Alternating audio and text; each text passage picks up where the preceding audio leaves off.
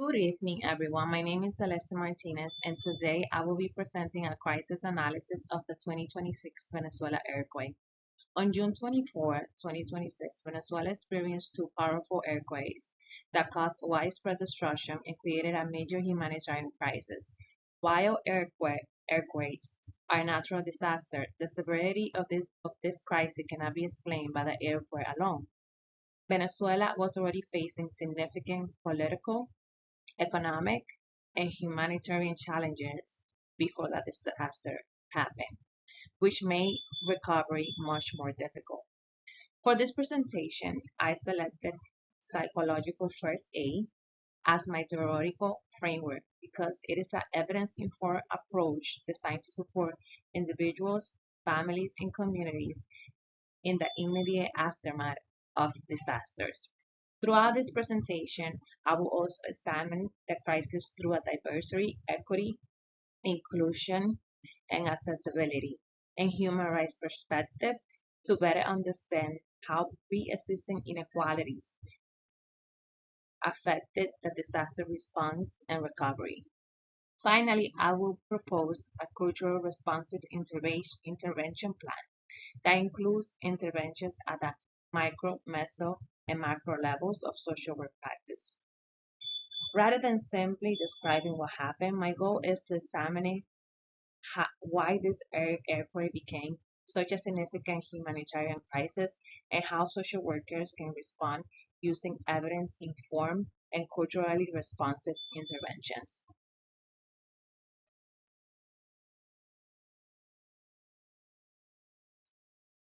To begin, I'd like to provide an overview of the event itself. On June 24, 2026, Venezuela experienced two powerful earthquakes, measuring 7.2 and 7.5 in magnitude. According to UN News, the epicenter was near the city of San Felipe, and the earthquake affected several northern states, including La Guaira and the capital district of Caracas. The second earthquake was reported to be the strongest to affect Venezuela in more than 125 years. On the picture to the left, you can see a map or the area where the earthquake happened, and you can also see the shake intensity, where it was light to more severe. The damage was widespread and immediate. Buildings collapsed, transportation and communication systems were disrupted, and emergency responders began search and rescue operations almost immediately. Because of the scale of the disruption, the Venezuelan government requested international assistance, and the United Nations coordinated the deployment of urban search and rescue teams from multiple countries to support the response. Although earthquakes cannot be prevented, the impact of a disaster also depends on more than the strength of the earthquake, the level of preparedness, the condition of the infrastructure, access to healthcare, and the country overall social and economic situation also all influence how communities respond and recover. This is important because it helps us understand that the earthquake was not only a natural disaster, but also a humanitarian emergency that overwhelmed existing systems. As social workers, we look beyond the physical event and examine how environmental and systemic factors affect individuals, family, and communities during a crisis. In the next session, I will discuss the conditions that existed in Venezuela before the earthquake and explain why this disaster became such a significant humanitarian crisis.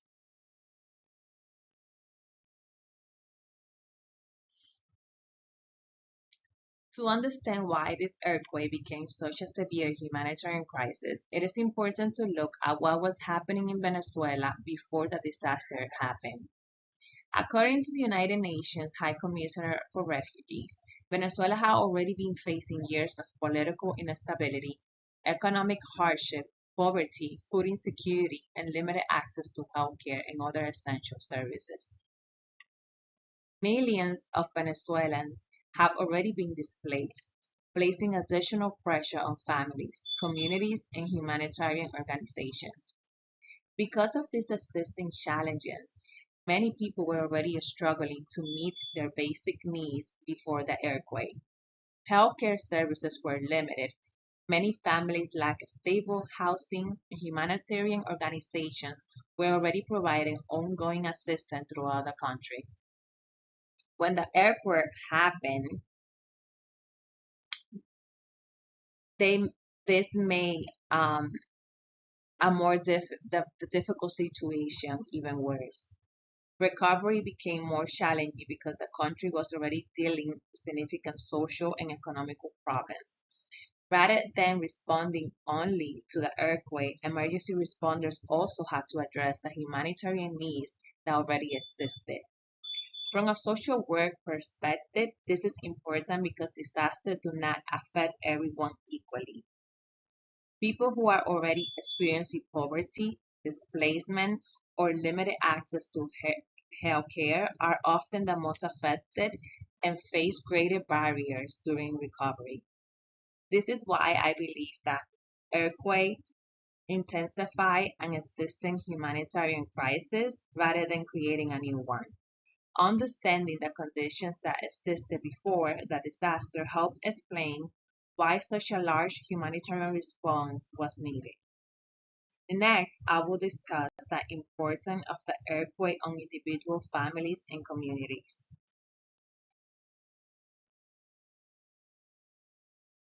After looking at the conditions that existed before the earthquake, I now like to discuss its impact on the people of Venezuela. According to UN News and UNICEF, the earthquake affected approximately 1.8 million people, including about 680,000 children who require humanitarian assistance. The damage extended far beyond collapsed buildings. Homes, hospitals, schools, and water systems were damaged, leaving many families without access to basic services that are essential during a disaster. Thousands of people were displaced and forced to leave their homes. Some families became separated during the evacuation and rescue efforts, creating additional emotional distress. At the same time, damage to healthcare facilities made it more difficult for people to receive medical care when they needed it most. Another major concern was public health. Damage to water and sanitation systems increased the risk of infectious disease, while overcrowded shelters created additional challenges for maintaining safe and healthy living conditions. These conditions place children, older adults, and individuals with existing health conditions at an even greater risk. As a social worker, I think it is important to recognize that, that the impact of a disaster goes beyond physical injuries. People may also experience grief, fear, uncertainty, and the stress of losing their homes, loved ones, or sense of security. Even those who were not physically injured may still experience significant emotional and psychological effects. This is why disaster response must address both immediate physical needs and emotional well-being. Supporting survivors means helping them regain a sense of safety and reconnect with their support system and begin the recovery process. This leads directly into the theoretical framework I selected for this presentation, psychological first aid, which is designed to support individuals and families during the immediate aftermath of a disaster. To better understand how social workers can respond during the immediate aftermath of a disaster, I selected psychological first aid as the theoretical framework for this presentation. According to Psychological First Aid Field Operations Guide, PFA is an evidence-informed approach designed to help individuals, families, and communities immediately following a disaster or other traumatic event. Its primary goal is to reduce initial distress, promote adaptive coping, and support both short and long-term recovery. It is important to note that PFA is not psychotherapy or formal counseling. Instead, it provides practical and emotional support during the early stages of a crisis. One of the reasons I selected this model is that it is flexible and culturally informed. The guide emphasized that interventions should be adapted to the individual's age, culture, language, and specific needs rather than using the same approach for everyone. I believe this is especially important in a large-scale disaster like the Venezuela earthquake, where people have different experience, resources, and support systems. Another strength of PFA is that it's focused on meeting people's immediate needs while helping them regain a sense of safety and stability. Rather than asking survivors to talk in detail about traumatic events, the model emphasized listening, providing practical assistance, connecting people with social support, and linking them to available services when needed. Overall, I believe psychological first aid it is an appropriate framework for this crisis because it addresses both the immediate emotional impact of the disaster and the practical needs that survivors face during the recovery process. Next, I will discuss how the core actions of psychological first aid can be applied to assess the needs of survivors following the Venezuela earthquake. After selecting psychological first aid as my theoretical framework, the next step is assessing the immediate needs of survivors. According to the Psychological First Aid Field Operation Guide, assessment is not about making a mental health diagnosis. Instead, it is focused on identifying immediate concerns and determining the type of support survivors need following a disaster. One of the first priorities is promoting safety and comfort by making sure survivors are in a safe environment and have access to basic necessities such as food, water, shelter, and medical care. Helping people feel physically safe it is an important first step in reducing distress. The guide also recommends assessing whether an individual needs stabilization. Some survivors may feel overwhelmed, confused, or emotionally distressed immediately after the disaster.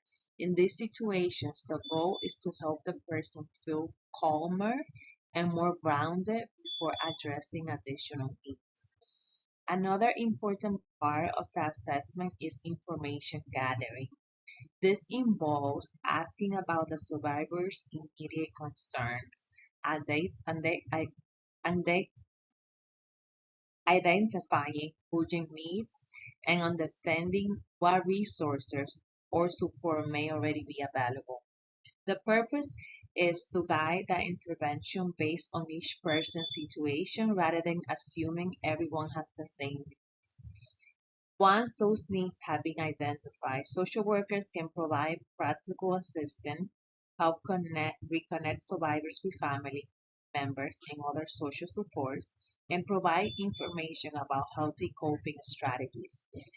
When additional assistance is needed, survivors should be linked to available community resources and collaborative service for ongoing support. I believe this assessment process is one of the strengths of psychological first aid because it focuses on meeting survivors where they are, responding to their immediate needs, and helping them begin the recovery process without assuming that everyone will respond to the disaster in the same way. After assessing survivors' needs, it is also important to consider how factors such as equity culture, and human rights influence both the impact of the disaster and the response. I will discuss those considerations in the next session. In addition to addressing survivors' immediate needs, it is also important to consider how diversity, equity, inclusion, accessibility, and human rights influence both the impact of the disaster and the recovery process. One of the main lessons from this crisis is that the disaster do not affect everyone equally. According to UNHCR and UN News, many Venezuelans were already experiencing poverty, displacement, food insecurity, and limited access to health care before the earthquake happened. As a result, vulnerable populations were disproportionately affected by the disaster because they had fewer resources available to prepare for, respond to, and recover from the crisis. From a DEIA perspective, disaster response should be equitable and accessible. Although everyone may need assistance after a disaster, not everyone has the same needs or faces the same barriers. Children, older adults, people with disabilities, individuals with chronic health conditions, and displaced family may require additional support to access services and recover safely.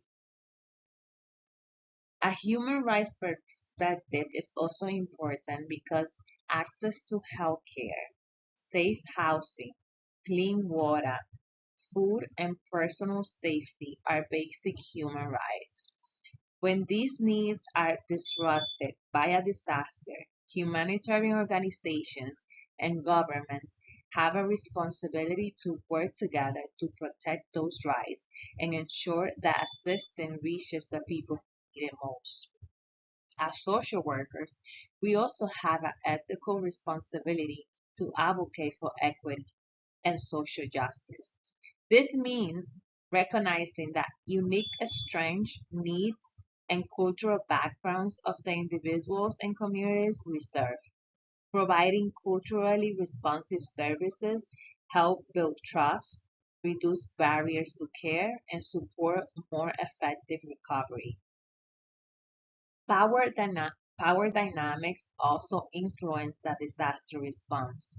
Communities already experiencing poverty, displacement, or limited access to government services face greater barriers to receiving timely assistance. These inequities demonstrate why disaster response must prioritize the needs of the most vulnerable population rather than assuming resources are distributed equally. Looking at this disaster through both a DEIA and human rights lens remind us that effective disaster response is not only about meeting immediate needs, it is also about ensuring that recovery efforts are fair, inclusive, and responsive to the needs of the most vulnerable populations. With these principles in mind, I will conclude by presenting a culturally responsive intervention plan that applies social work practice at the micro, meso, and macro levels.